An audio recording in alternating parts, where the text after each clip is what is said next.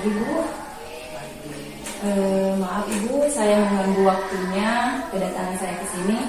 Saya ingin melakukan kegiatan wawancara bersama Ibu, di mana saya mengharapkan sebuah wacana tentang praktik pengambilan keputusan yang selama ini dijalankan oleh Ibu, terutama untuk kasus-kasus yang di mana nilai-nilai kebajikan saling bersinggungan, atau untuk kasus-kasus dilema etika yang sama-sama benar.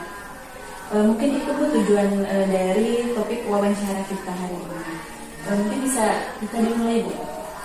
Bisa. Ya, baik Bu. Begini Bu, selama ini bagaimana Ibu dapat mengidentifikasi kasus-kasus yang merupakan dilema etika atau bujukan moral? Intinya itu dilema dilema etika yang Ibu rasakan. Jadi Ibu mengidentifikasi dari ini pemilihan yang ini PNS, yang ini honor, mungkin bingung juga, tapi aturan tetap harus dijalankan, betul ya, saya paham. Kemudian Bu, bagaimana Ibu menjalankan pengambilan keputusan di sekolah Ibu, terutama untuk kasus-kasus di mana memang ada dua kepentingan yang sama-sama benar atau sama-sama mengandung nilai kebajikan, mungkin yang seperti tadi. Nah, bagaimana Ibu mengambil keputusannya akhirnya? Ya memang akhirnya saya harus memutuskan karena itu memang tugas saya ya, mau tidak mau. Tapi saya juga tidak menurut kemauan saya sendiri, tidak egois. Tapi saya mengidentifikasi dulu ya, dari sebelumnya mengidentifikasi dulu guru, kemampuannya atau dan lain-lainnya ya, terus mencari solusi bagaimana ini pasnya gimana dan lain-lainnya, terus tentunya solusi yang terbaik yang saya ambil gitu. Dan solusi pasti banyak ya, kan pasti ibu ini ada alasan ini kan banyak, tapi ya alhamdulillah selama ada bermusyawarah diskusi. Jadi langkah yang Ibu ambil itu dilaksanakan dengan musyawarah mungkin ya Bu ya, karena kalau dengan mungkin Ibu tidak egois, tapi ada yang kita musyawarah terlebih dahulu, itulah yang Ibu ambil untuk memutuskan keputusan yang memang bertanggung jawab ya Bu ya. Oke Bu, kemudian langkah-langkah atau prosedurnya seperti apa nih yang biasanya Ibu lakukan selama ini? Langkah-langkahnya yaitu tadi mencari masalahnya, masalah timbul ya Bu ya. Apakah itu dari siswa, dari manakah dan lain-lain, banyak misalnya penyebab masalahnya dulu. Terus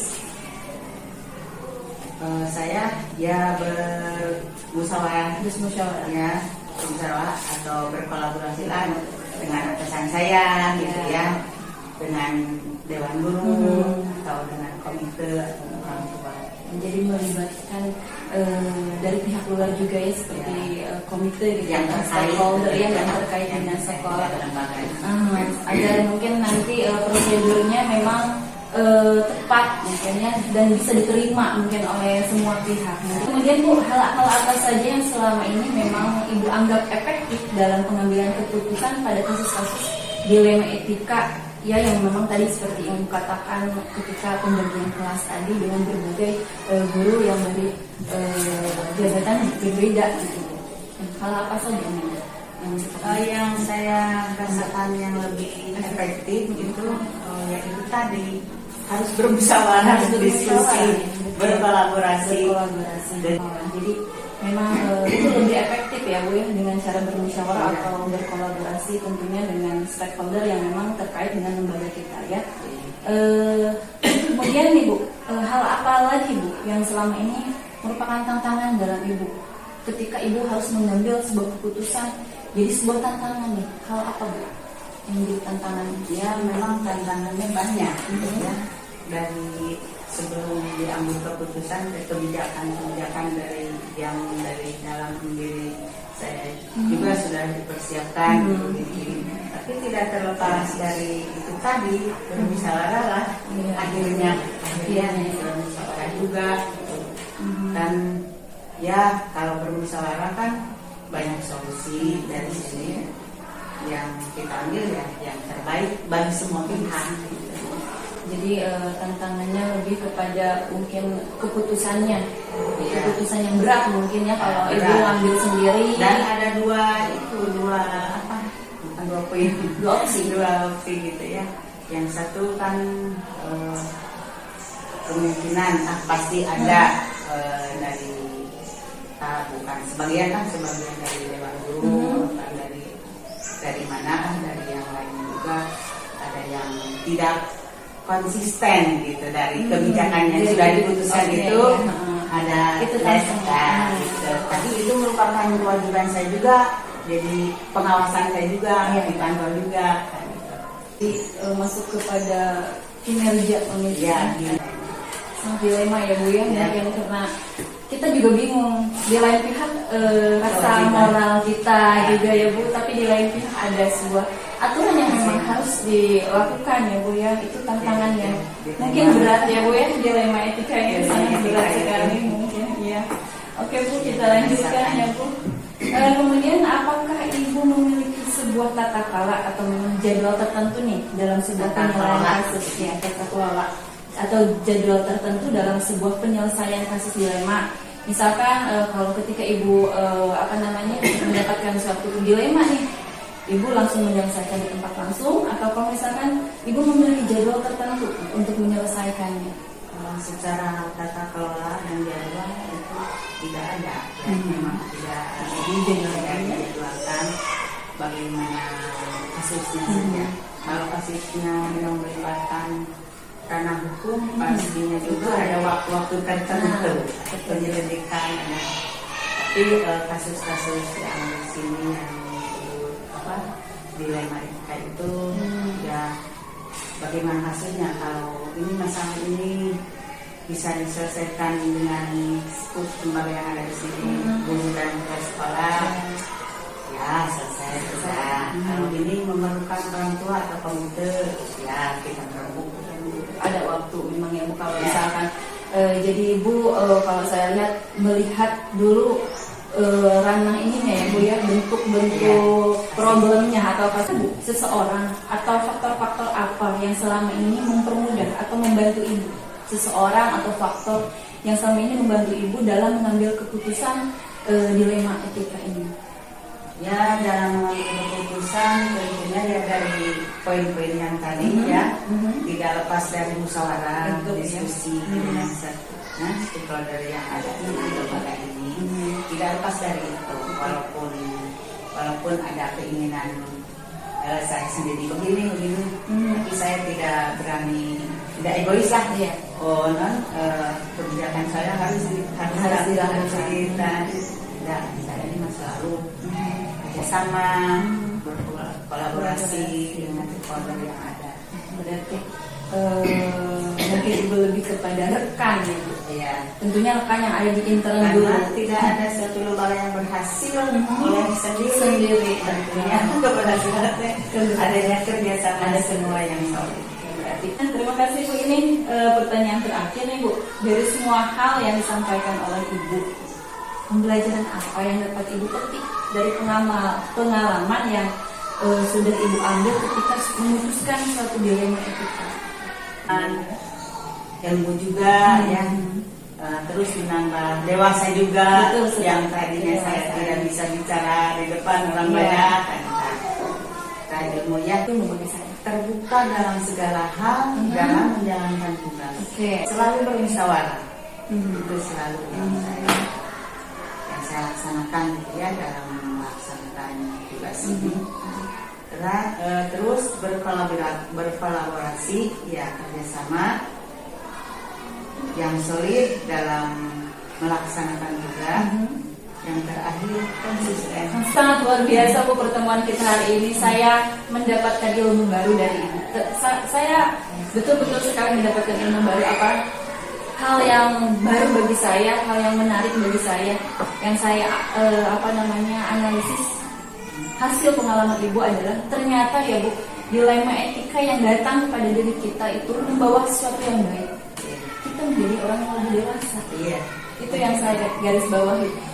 Insya Allah itu juga menjadi bahan untuk saya untuk lebih baik lagi meningkatkan kompetensi. Mungkin saya sebagai calon guru penggerak, calon pemimpin pembelajaran yang harus siap mungkin ya Bu ya. Dan dari ibu saya mendapatkan pengalaman itu. Terima kasih Ibu atas waktunya. Tadi sangat luar biasa sekali. Saya mendapatkan pengalaman baru dan pandangan baru mengenai praktik pengambilan keputusan yang bertanggung jawab. Insya Allah dari pertemuan ini saya menambah ilmu dalam meningkatkan kompetensi sebagai seorang pemimpin pembelajaran. Assalamualaikum warahmatullahi wabarakatuh.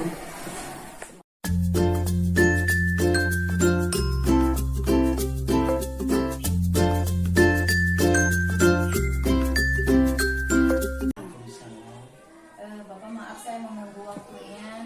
Mungkin kedatangan saya ke sini tuh saya ingin melakukan kegiatan wawancara dengan Bapak, di mana saya mengharapkan dari kegiatan wawancara ini ada wacana tentang praktik pengambilan keputusan yang selama ini dijalankan oleh Bapak, terutama untuk kasus-kasus yang dimana nilai-nilai kebajikan saling bersinggungan, atau untuk kasus-kasus dilema etika yang sama-sama benar. Mungkin itu Pak topik dari wawancara kita. Mungkin bisa dimulai ya Pak ya. Begini Pak, selama ini bagaimana Bapak dapat mengidentifikasi kasus-kasus yang merupakan dilema etika atau bujukan moral? Terima kasih kepada pertanyaannya. Biasa kita laksanakan di sekolah kita itu suka dimasukkan kepada buku-buku kasus yang ada di sekolah ataupun di kelas yang ibu miliki. Jadi setelah ada kasus itu diidentifikasi mana yang termasuk kasus kecil, kasus besar, ataupun di dalamnya ada kasus dilema etika. Berarti Bapak selama ini mengidentifikasi kasusnya itu dengan cara mencatat kasus-kasus dari hal kecil sampai kasus yang memang besar gitu, termasuk di dalamnya dilema etika itu. Jadi lebih ini ya Pak ya, lebih terperinci gitu, teradministrasi dengan baik tadi sekali. Baik Pak, lanjut ya Pak. Selama ini bagaimana Bapak dapat menjalankan pengambilan keputusan di sekolah Bapak, tentunya sekolah kita ini, terutama untuk kasus-kasus di mana memang ada dua kepentingan yang sama-sama benar atau sama-sama mengambil nilai kebajikan gitu, Pak. Yang seperti dilema etika itu. Selama ini di sekolah kita ini dalam mengambil keputusan itu kasus-kasus itu seperti tadi katakan ada kasus kecil dan juga ada kasus besar. Nah ini kita dalam mengambil keputusan itu kita diambil nilai-nilai positif dan juga nilai-nilai negatifnya. Kita ambil mana yang lebih besar ataupun yang lebih bermanfaat. Kita ambil keputusan yang lebih condong kepada hal yang positif. Hal yang lebih positif, lebih banyak itu positifnya dibanding yang kecil. Berarti pertimbangan Bapak dalam menentukan keputusan itu melihat nilai-nilai kebajikan yang timbul dari masalah ya Pak. Luar biasa sekali untuk pengambilan keputusannya Pak. Kemudian langkah apa Pak atau prosedur yang seperti apa yang bisa Bapak lakukan selama ini?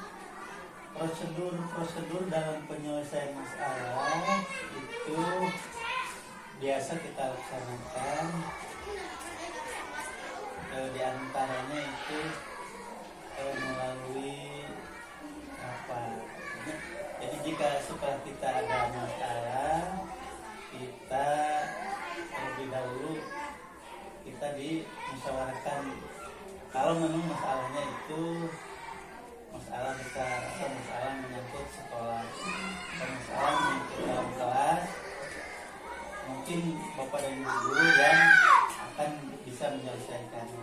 Tapi kalau masalah besar itu seperti biasa kita menggunakan prosedur bermusyawarah untuk diambil mufakat yang terbaik. Mungkin itu dulu. Jadi langkahnya itu kita itu tidak mengambil keputusan secara sepihak ya Pak. Iya. Kita dilakukan musyawarah agar mendapatkan masukan-masukan. Lanjut ya Pak. Hal-hal apa saja nih Pak yang selama ini Bapak anggap efektif dalam mengambil keputusan pada kasus-kasus dilema etika khususnya? Dalam mengambil keputusan sudah barang tentu kita harus memiliki dalam kondisi yang kondusif, pemikiran yang supaya pemikiran kita menjadi jernih. Yang kedua, bisa dilakukan dengan cara pendekatan yang lebih komprehensif. Namanya kalau kasus-kasus kecil itu biasanya bisa langsung dilaksanakan untuk pengambilan keputusan. Namun jika kasusnya besar, itu mungkin memerlukan waktu sehingga kita bisa dilaksanakan dengan pendekatan. Saya garis bawahi di sini ya Pak, itu menenangkan diri dulu, kemudian cara yang selanjutnya adalah melakukan pendekatan yang komprehensif.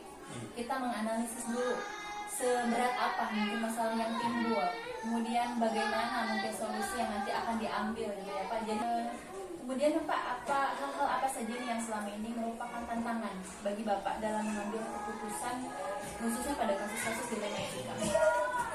Dalam mengambil keputusan sudah barang tentu ada hambatan atau tantangan. Mungkin tantangan tersebut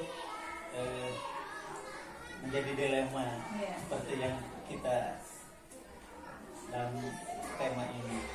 Dilemanya kita ambil dulu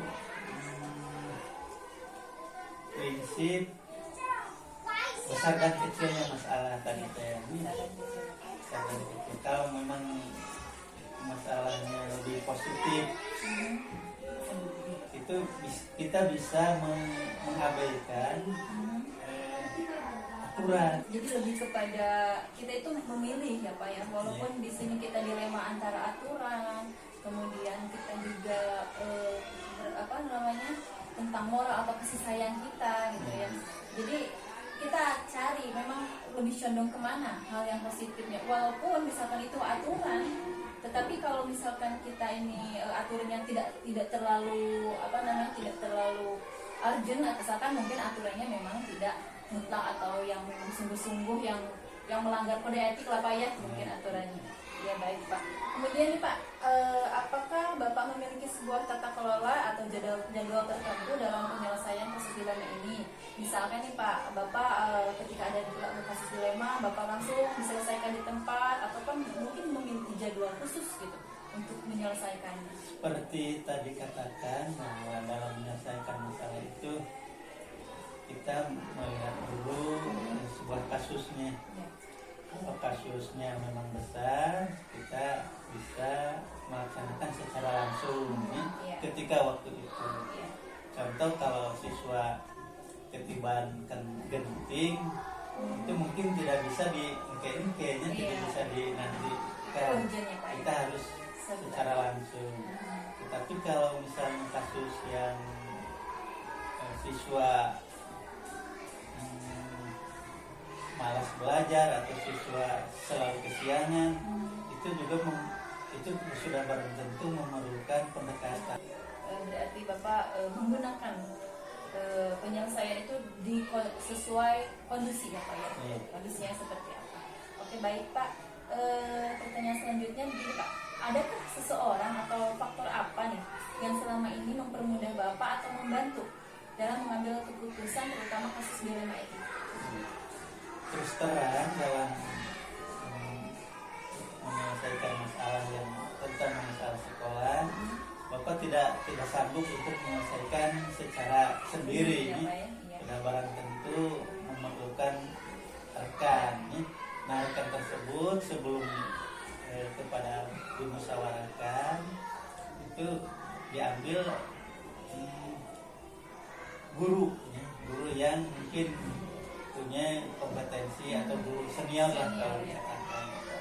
Nanti kalau diketemukan permasalahannya dilanjut dengan membuka musyawarah. Pak, ini untuk pertanyaan yang terakhir nih Pak. Dari semua hal yang telah Bapak sampaikan, pembelajaran apa yang Bapak dapat petik dari pengalaman Bapak dalam mengambil keputusan? Tentunya dilema etika ini. Setelah mengetahui mengenai pembelajaran etika ini, terus terang Bapak sangat merasa bertambah wawasan. Kompetensi kita itu meningkat. Kompetensi kita meningkat dalam menyelesaikan masalah-masalah yang timbul di sekolah, sehingga kedepannya sekolah kita ini akan lebih mudah dalam menyelesaikan permasalahan, terutama masalah menyangkut dilema etika. Mungkin itu dulu. Ya, Pak. Baik Pak, terima kasih. Luar biasa sekali tadi pengalaman yang Bapak sampaikan menjadi role model bagi saya Pak. Khususnya saya yang calon guru penggerak, calon pemimpin pembelajaran yang harus siap mungkin nanti menghadapi dilema-dilema etika yang mungkin nanti akan saya hadapi. Dari Bapak saya belajar. Mungkin ada satu hal yang saya garis bawahi di sini dari percakapan kita hari ini. Ada hal yang bagi saya ini menarik gitu ya Pak ya. Ketika Bapak mau menyelesaikan masalah itu dengan pendekatan yang komprehensif. Nah itu satu pengalaman yang baru bagi saya untuk menambah wawasan saya.